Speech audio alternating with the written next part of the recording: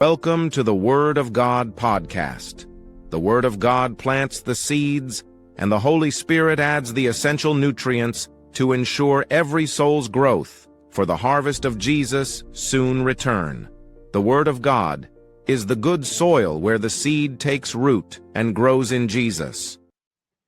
Welcome to the podcast. I'm your host, Brother Branch, and servant of the Lord. To God be the glory. Yes, to God be the glory for his marvelous blessings. This is episode number 277, The Thoughts of the Lord. Let's pray. Father God, grant us understanding through your Holy Spirit that we might just get a glimpse of what your thoughts are and why they're that way. And most of all, why it's important to us. In Jesus' name, forgive us for our sins. Amen and amen. Having given much thought to what God thinks, our study today comes from one of the most comforting promises found in all Scripture, Jeremiah 29:11. It is one of the most quoted verses in all the Bible. Yet, not everyone fully appreciates its beauty or understands totally about it. Why God spoke these words and whom they originally were given to, but most important, why they still apply to us today. Turn with me to Jeremiah 29:11. I'll be reading from the King James Version. For I know the thoughts that I think toward you, says the Lord, thoughts of peace and not evil, to give you an expected end. These words have brought hope and encouragement to countless people throughout the centuries. Prayerfully, they do for us today. But they were first spoken to people of Judah during one of the most darkest moments of their history. Do we and are we going through a dark time in history today? Judah had repeatedly turned away from God. They had rejected his commandments, began to worship idols, ignored the warnings he faithfully sent to his prophets. Sounds like us today, because they refused to repent. God allowed the Babylonian Empire to conquer Jerusalem. The city was destroyed, the temple was burned, and many of God's people were carried away in captivity. It is any different than what's going on in the world today. For our world is in war in so many places, and there's so much violence going on, and so many people have turned from God.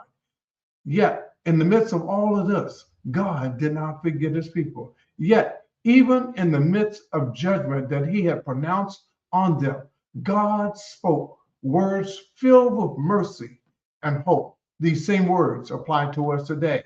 Just one verse earlier in Jeremiah 29:10, the Lord declared, "For thus says the Lord, that after 70 years be accomplished at Babylon, I will visit you and perform my good word towards you in causing you to return to this place."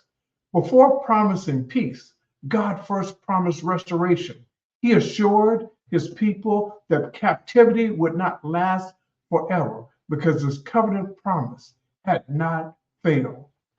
God's covenant promise has not failed for us. Though we are going through so much today, God's promise is still alive today for us. It still applies to you and I.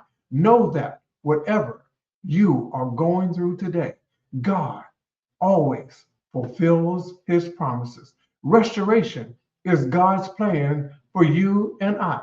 Then God spoke these beautiful words once again. For I know the thoughts that I think towards you, saying the Lord thoughts of peace and not of evil, to give you an expected end. Notice something very important, that God does not begin by talking about Judah's failures or rehearsing their rebellion. Instead, he reveals his own heart. He says, I know the thoughts that I think towards you. Even after years of disobedience, God's promise was restoration.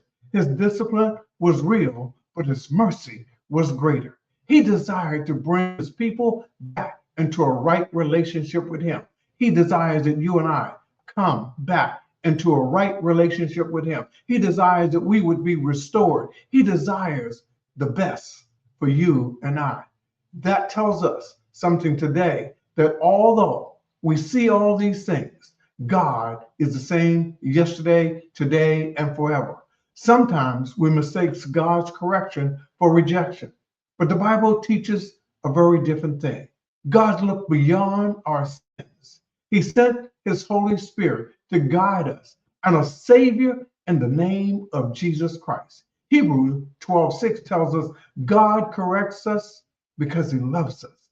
His discipline is never intended to destroy, but to lead us to repentance, to restore our fellowship and relationship with him, and strengthen our faith in times that we need it the most. From Genesis to Revelation, we see the patience, mercy, and faithfulness of God reaching out to sinners with an invitation to return to him. God is calling you and I to return to him. God is telling us not to give up. Perhaps today you are facing a difficult circumstance. There is still hope for you. God remembered the people of Judah. Their circumstances were painful, but God's promise had not changed. Neither have this promise changed for you and I today. Listen to this invitation found in Jeremiah 29:12-13. Then shall ye be called upon me, and you shall go and pray unto me, and I will hearken unto you, and ye shall seek me and find me, when you shall search me with all your heart.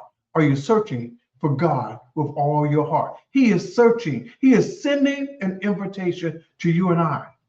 Are we looking for God in all the right places? What a beautiful promise. God invites everyone to come to him, to pray to him, to return to him. He promises to hear my prayer, your prayer, no matter what you have done, no matter your sin. God is still calling you. Restoration is what he wants to do, to prepare you and I for his everlasting kingdom. As we close today, remember this important truth we find in Jeremiah 29:11. It's not just a promise of life will always be easy and free from trials. It's a promise that God always is faithful. His wisdom is perfect. His timing is never late. He loves us with an everlasting love, and his promises never fail. Whatever season you may be going through in your life, know that you can trust God. Know that God has not forgotten you. Know that God is still in control. His thoughts are ones of restoration and eternal life.